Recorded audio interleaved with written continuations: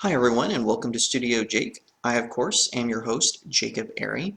Today we are going to be talking about not one but two topics. First up is Birds of Prey goes through a title change. Some more drama for the Harley Quinn Margot Robbie vehicle. And there is a rumor, and granted it's just a rumor, that Kathleen Kennedy may be out at LucasFilms, which would be good news for all of us Star Wars fans. So we're going to be talking about both of those things today. Be sure to like this video. If you're listening on Facebook, don't forget to follow my page and turn on the notifications so you get notifications when I post new videos. If you're on YouTube, be sure to subscribe to this channel and ring the little bell because YouTube is doing this weird thing where it's like curating your subscription list instead of posting things in chronological order. It's happened to me with some of the channels that I'm following, so it's more than likely happening with mine. So be sure to also ring that bell, that way you get notifications when I post new videos and everything in between. With all that out of the way, just sit back, relax, and welcome to Studio Jake.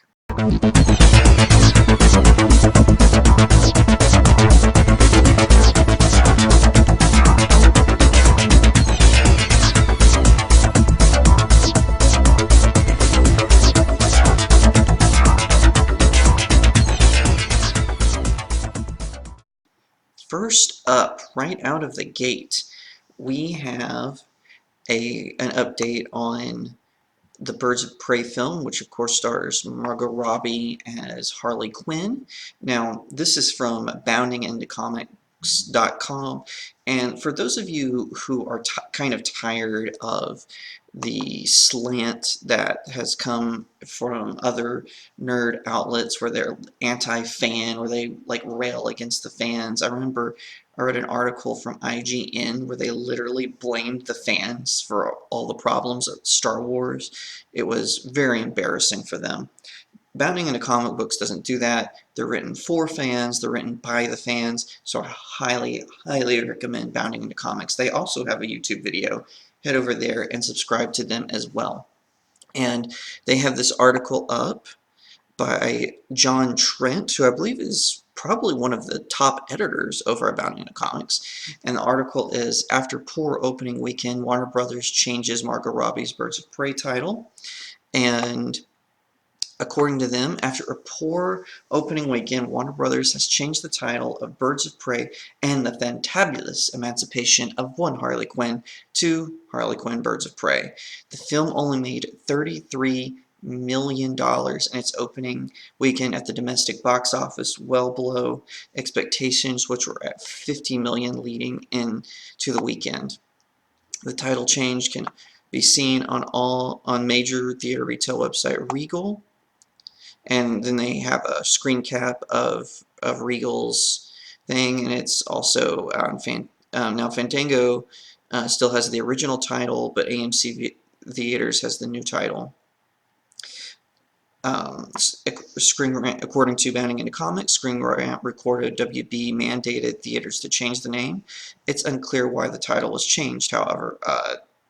No, and they say it's not hard. However, it's not hard to imagine the title was changed due to the poor box office performance. My guess is that they want to try to use the Harley Quinn brand name to make the film more recognizable to people who saw the original Suicide Squad and are aware of the character through TV and comics. Now, this is obviously true.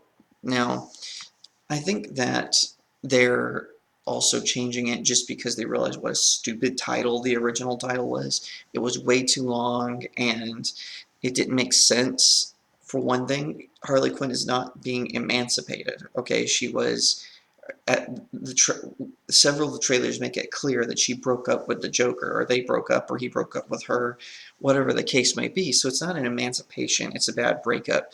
And what's so funny is you see like all these uppity people.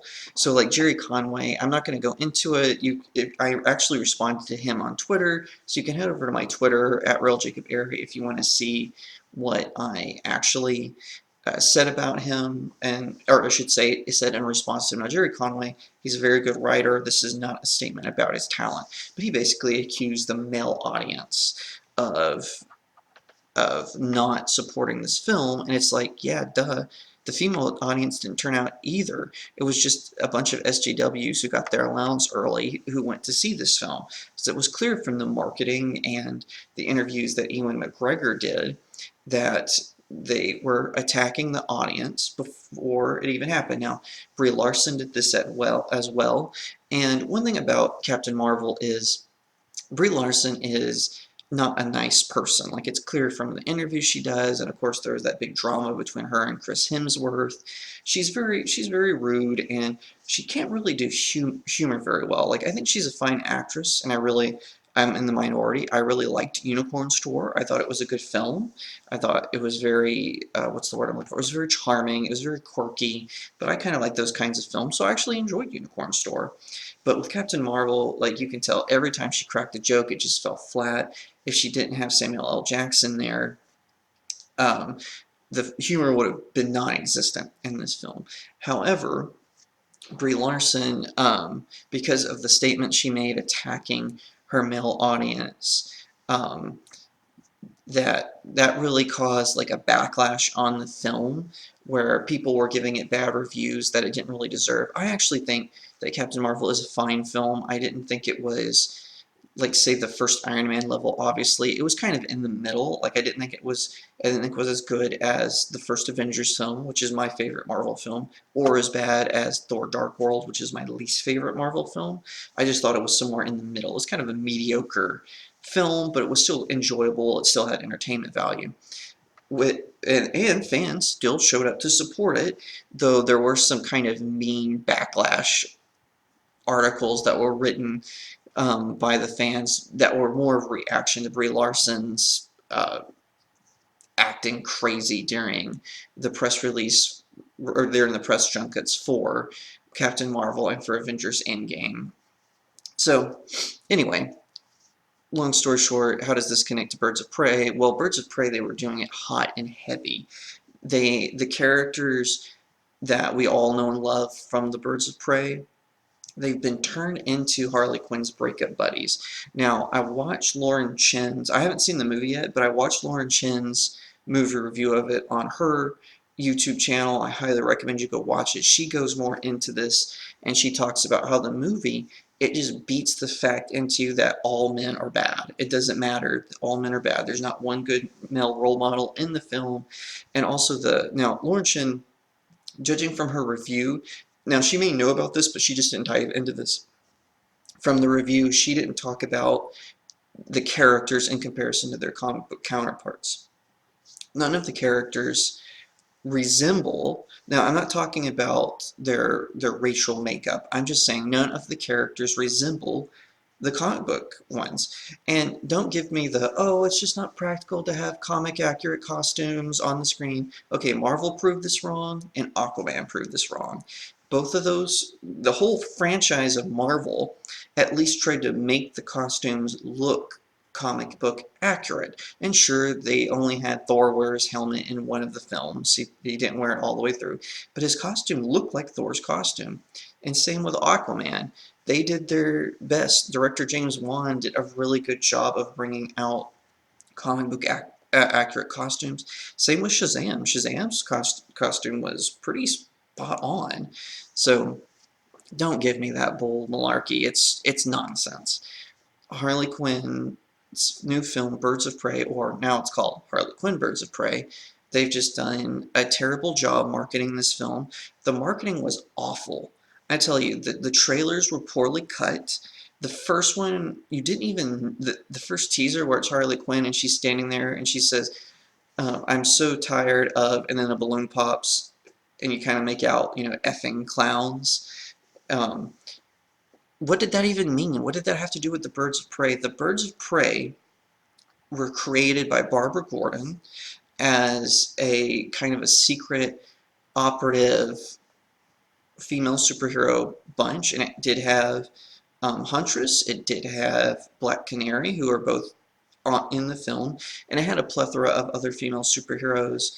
but they also had male allies throughout all this. For instance, Ted Kord, the Blue Beetle, he actually financed them for a while because Oracle, who was Barbara Gordon at the time, she didn't want to connect Bruce Wayne to the Birds of Prey. So Ted Kord financed them, and he went on several missions with them. Nightwing went on several missions with them. So they weren't exclusively female; they were just primarily female, and there's nothing wrong with that. It was a good comic book run.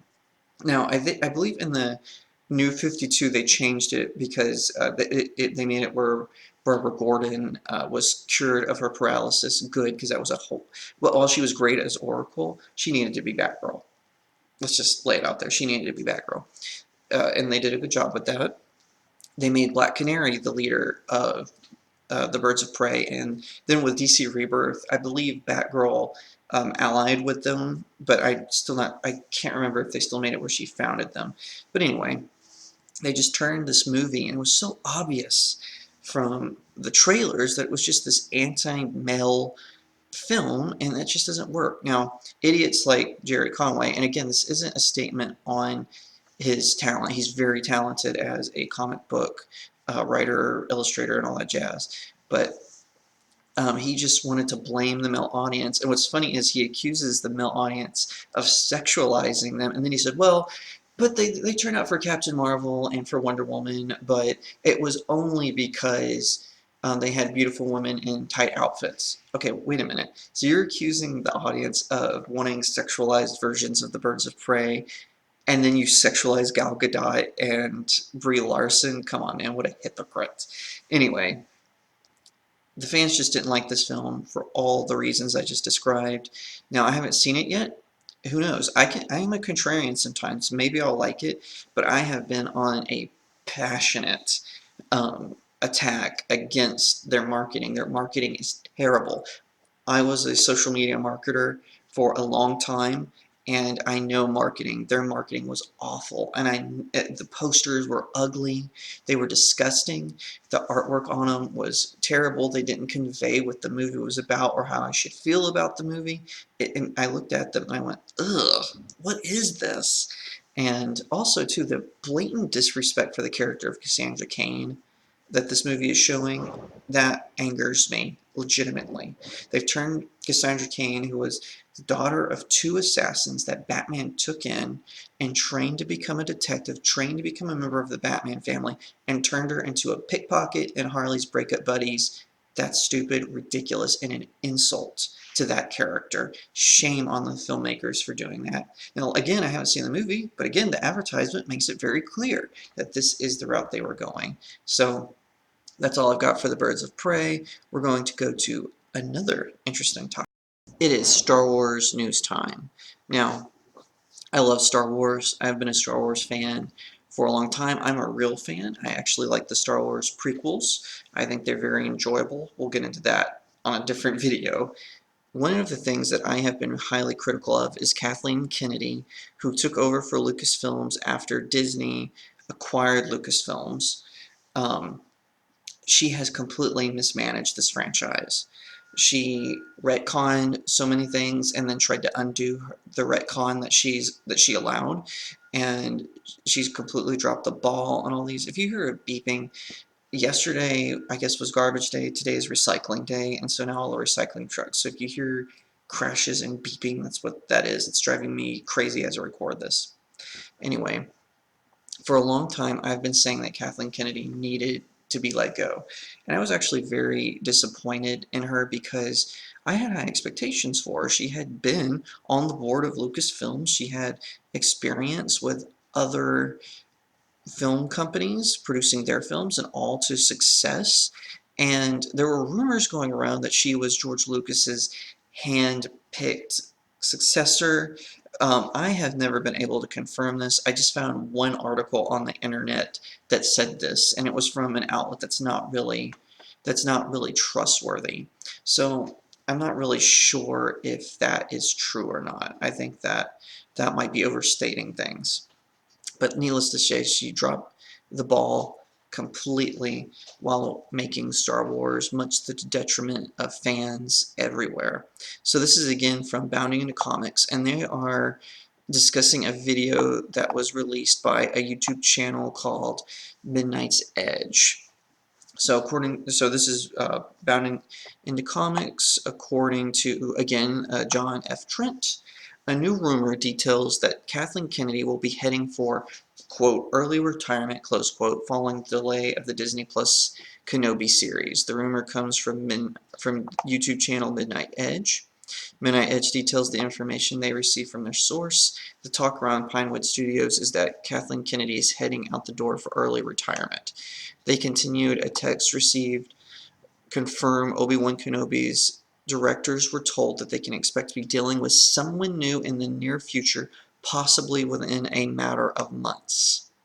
Midnight's Edge added, the crew and contractors were officially released, meaning the project is canceled. An official email released all personnel who will expectedly be working on other projects the next day. This isn't the first rumor concerning Kennedy's tenure at LucasFilms. A previous rumor from back in October indicated Kennedy would be parting LucasFilms following a fifth Indiana Jones film. That rumor came from Making Star Wars' Jason Ward, who indicated that Kennedy would be stepping down from running Lucasfilms, but will remain on board to produce Star Wars films. She shouldn't be, this is not what the article is saying, this is just me. She should not be allowed anywhere near those sets. Continuing with Bounding into Comics. He also indicated that Marvel Studios boss Kevin Feige would take over management of Lucasfilms. Fan speculation also heavily implied that Kennedy would be departing Lucasfilms back in September 2019 when they announced Kevin Feige would be producing a Star Wars film. One fan, who also happens to be a reporter, believed the announcement concerning Feige was a pink slip for Kennedy.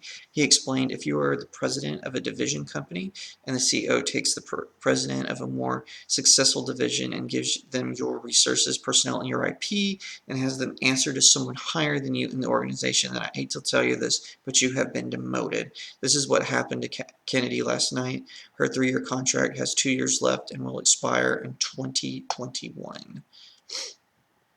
Kennedy reportedly signed a 3-year contract to remain on as president of Lucasfilms back in September 28th. She oversaw the decline of the Star Wars brand, including the first ever Star Wars film Solo, a Star Wars foray to lose money. Now again, this is me, not what Bounding in Comics is saying. I actually thought Solo was a good film. The first act kind of didn't make sense because it was like they were trying to patch together a Solo origin, where he came from and his backstory and all this. To me, it was completely unnecessary. But then once the plot kicks in, and this is where you can kind of tell that Ron Howard comes in as the director, because there was originally a different director who had started. He got fired. Then Ron Howard stepped in, and Ron Howard is actually a pretty good director. So Solo, again, not a fantastic film. It's kind of mediocre. But I actually do think there's an entertainment value to the film, and I think had it not been a Han Solo film, if it had just been about some Star Wars smugglers, then I think it would have been more successful, and I think it would have been, what's the word I'm looking for? I think it would have been more enjoyable, but because it was a solo film, you kind of go, oh, well, what about this, and oh, what about that? But I still think that there's some entertainment value to that movie. So back to Bounding into Comics, she, Kathleen Kennedy, gave the green light to Rian Johnson's The Last Jedi, which exposed the cracks and flaws of Abrams' derivative The Force Awakens. Johnson's film also ripped out the heart of the franchise by destroying iconic characters like Luke Skywalker. It also completely changed the concept of the Force and somehow broke how starship battles work. The destruction would seemingly be completed with J.J. Abrams' The Rise of Skywalker that reincarnated characters from the dead and introduced the franchise-killing concept of Force healing. Okay, I actually disagree with Bounding into Comic Books here. Force healing is not a new concept.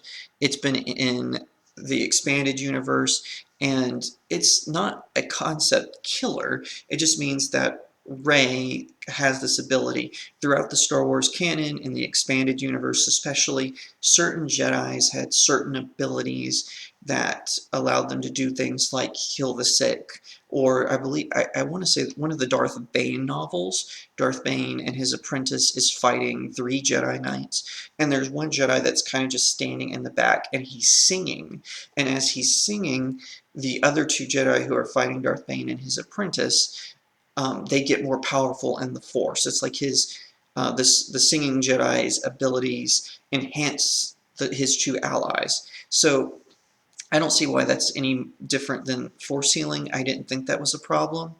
Not all Jedi have the same ability, and I think in the case of Rey having the Force healing, I don't think that's a problem. Um, honestly, I think this is kind of the fans being nitpicky like they were with the prequels. And apologies to John Trent, love what you're doing, but I disagree with you here. So continuing bounding into comics, if this rumor from Midnight's Edge is true, it's possible Kennedy might not actually be shown the door until her contract expires. They might have just removed her decision-making privileges. The Kenobi delay seemingly indicates that. According to Ewan McGregor, they delayed production of the project for an entire year.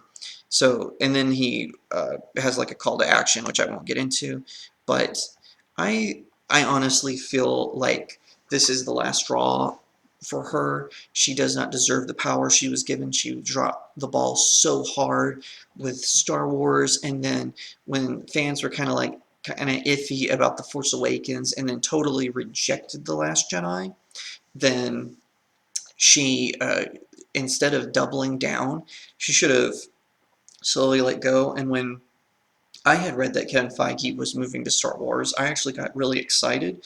He really handled the Marvel property well. And now you can kind of see with this upcoming phase of Marvel films, it's just a placeholder because they don't know what to do. They're making the Eternals and they're putting Black Knight in the Eternals film. Black Knight should be in an Avengers movie. Sorry, that's just kind of an aside. But the only films I'm excited for are Black Widow. I'm kind of excited for Doctor Strange into the Multiverse of Madness or whatever. Now, with the loss of Scott Dickerson as the director, I do think Sam Raimi will do a good job. He is a good director. He did great with the Tobey Maguire Star Wars trilogy. Of course, the third one wasn't that great. Obviously, it was a pretty terrible film, but that was more about studio interference than Sam Raimi's creative abilities. He's actually a really good director. In fact, I encourage fans who are like, oh, I don't know, Doctor Strange, should he be directing that? I encourage them to go watch his Darkman film, which starring Liam Neeson. Highly recommend. Now, it has 2 sequels.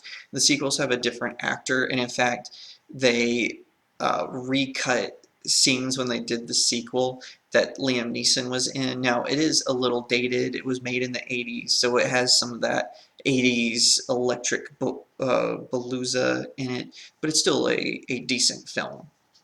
It's a good, fun movie. It's called Darkman. Highly recommend it. Now, back to Star Wars. I think this is good news. I would love to see Kathleen Kennedy get the boot. She should have been given the boot right after The Last Jedi. I think really they extended her contract because they didn't want to make it like they were firing her. I think that they did this just to, a few people were saying who like The Last Jedi, there's, those 3 fans, they were saying that, oh, this is Disney, they're standing behind Kathleen Kennedy. Good for them because she's a woman and all that.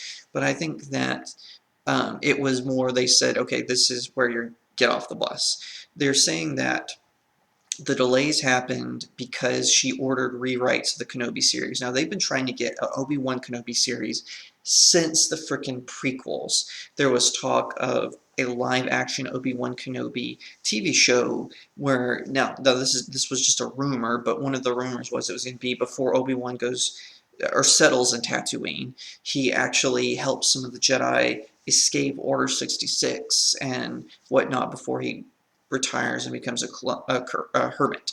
So they've been trying to get a Kenobi series off the ground for ages. Then they finally get it going, and then she ordered rewrites. And again, this is just a rumor, but that's when everyone was like, okay, this is the last straw. This lady is insane. We had this TV show going off the ground, and then she delays it again because they did this whole thing where they announced it. Ewan McGregor did this interview where he said, "I've known about this film or this TV series for 5 years, and we're finally getting off the ground, and I had to lie to people saying it wasn't around." And now she just made him a liar again. So yeah, I think she's done. I don't see this going anywhere else. I think she should, like I said, she should have been given the boot a long, long time ago. Like if they want to give her like a cursory thing, you know, Disney acquired Fox. They have a bunch of other film studios that they own. Give her one of those. Just say, oh, we're just moving her to there so she can expand that brand. They don't have to humiliate her, even though she kind of deserves to be humiliated after her ridiculous retcons of the Star Wars universe. I'm now here's the thing, Kathleen Kennedy, her departure, it will not be where Saturday Night Live singing Hallelujah like they did with Hillary Clinton. Remember when Hillary Clinton lost, Saturday Night Live did this opening where I believe Kate McKinnon was playing Hillary Clinton and she was singing that Hallelujah song, you know, I heard there was a secret chord and all that nonsense. No one is going to be singing that for her. She's going to be gone, and it'll be the Hallelujah chorus. All of us fans will be like, Hallelujah, Hallelujah. Now, I do say, fans, don't sing Ding Dong, the Witch is Dead. Don't do it. I'm telling you not to do it. Don't do that. Just don't. Don't do that. That's mean. Don't do it. All right, and that's all the time I have for today. Like I said before, be sure to like this video, share it out to all your friends. Also, you can find me on other platforms.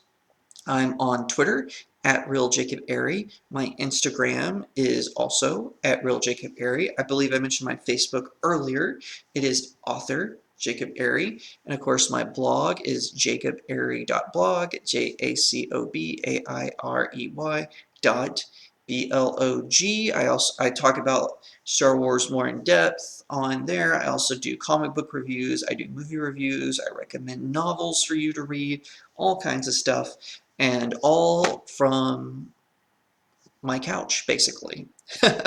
Also, be sure to pick up my novel, The Seven Royals, All Good Things. It's a fantasy story about a character named Prince Jasher who his kingdom gets taken over by an evil mage who conquers 6 other kingdoms, and he has to unite those princes and princesses to come together to save their homeland. I highly recommend it. It's perfect for your bookworm loved one who likes to just read all the time. Go over there and get it. It's Amazon.com, BarnesandNoble.com. You can download it from Apple Books. You can get it from Kobo if you're on Rakuten. And also, get it directly from my publisher at booklocker.com. Thank you so much for listening, and I'll see you next time on the Studio Jake podcast.